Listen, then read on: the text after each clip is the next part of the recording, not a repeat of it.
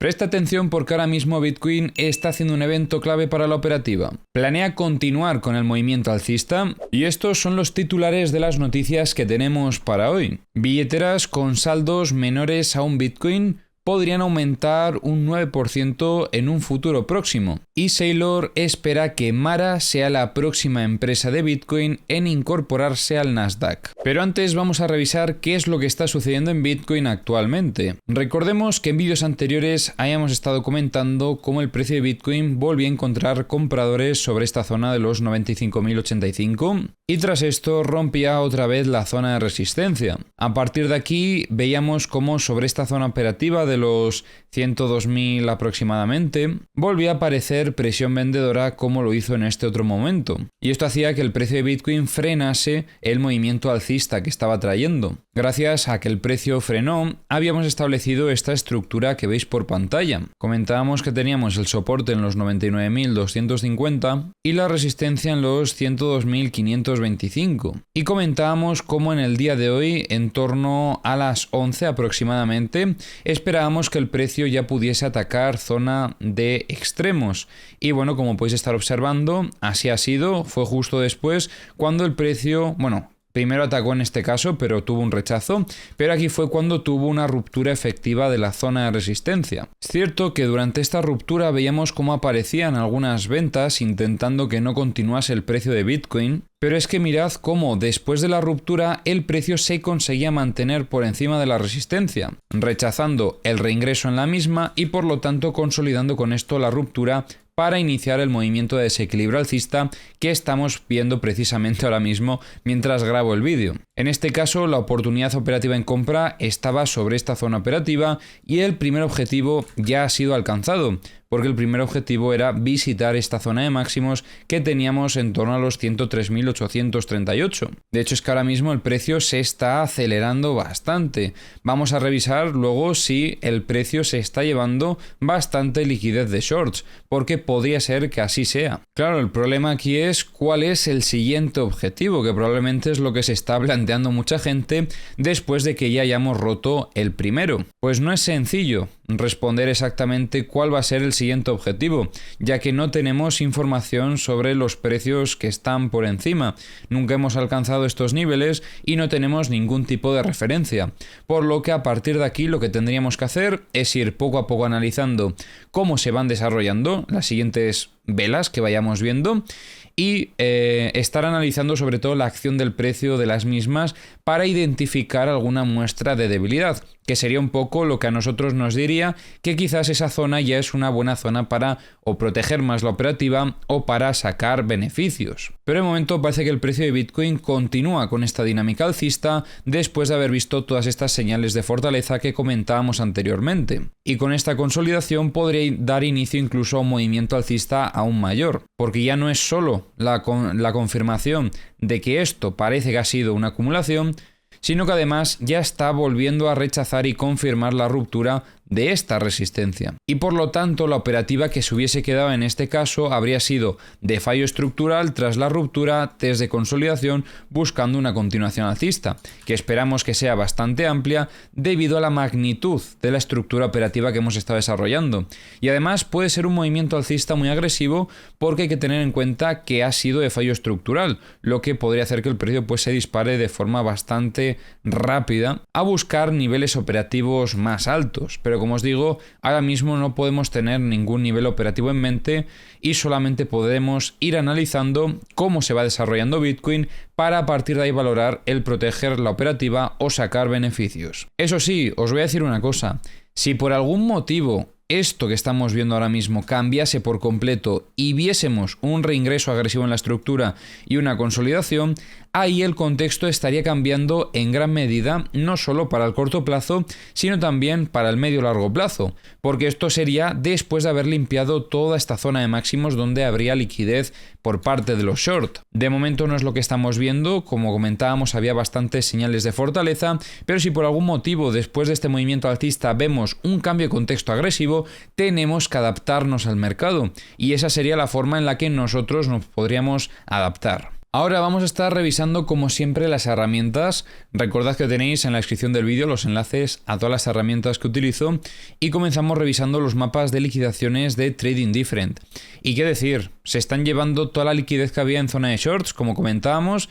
De hecho, este último movimiento alcista se ha acelerado porque había muchísima liquidez que comentábamos en vídeos anteriores sobre esta zona de los 4.900 aproximadamente. Y además en el vídeo de ayer ya comentábamos cómo tuvimos estas primeras señales donde se activaba el indicador de tendencia a marcar un nivel 3. Esto no se mantuvo, pero como veis posteriormente, cuando ha vuelto a marcar el indicador de tendencia un nivel 3, aquí el precio sí que ha ido a empezar a buscar zonas de liquidaciones. Ahora mismo ya no está marcando nada, pero sí que se ha llevado esta zona operativa que era la que más liquidez tenía. A partir de ahí el siguiente nivel serían estos 106.225. Respecto a liquidez de 100x, mirad qué curioso cómo se había acumulado muchísima liquidez en zona de shorts, en estos 103.790. Respecto a la liquidez de 50x, vemos cómo han limpiado toda esta zona operativa que era donde más liquidez veíamos y ahora mismo no veo ningún otro nivel que pudiésemos destacar.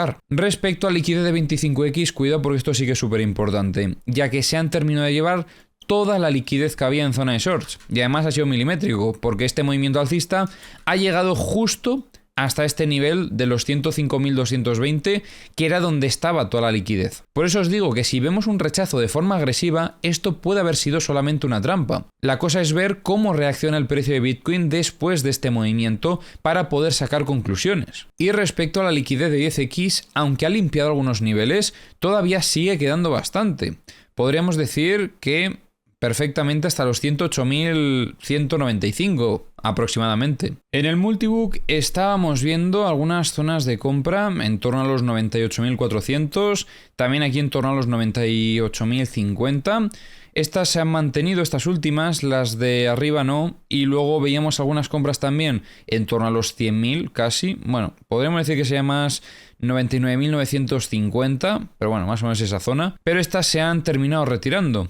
Por parte de las ventas solo había un poquito de volumen en los 103.000, pero nada, se retiró antes de que el precio lo alcanzase. En los mapas de liquidaciones de Kingfisher vemos bastante liquidez en zona de longs, hasta estos 99.340, con pico de liquidaciones en los 101.430. Respecto a los CVDs, ojo con esto que estamos viendo, porque ha habido compras de spot desde prácticamente todos los exchanges en esta última hora, en el movimiento alcista que estábamos viendo básicamente, y luego llega un poquito más tarde Bitget por algún motivo. En los mapas de corto plazo tenemos liquidez en estos 102.635 y en estos 101.385, y los mapas de high leverage no me cargan. Yo creo que esto se debe a la gran volatilidad que estamos teniendo en estos últimos minutos, así que puede ser que es que ya han limpiado todo lo que estaba cargado hasta el momento y ahora hay que dejar un ratillo para que vuelva a aparecer liquidez. Y atentos al calendario económico que tenemos para esta semana porque viene muy pero que muy cargado. Sobre todo pendientes el miércoles 18 de diciembre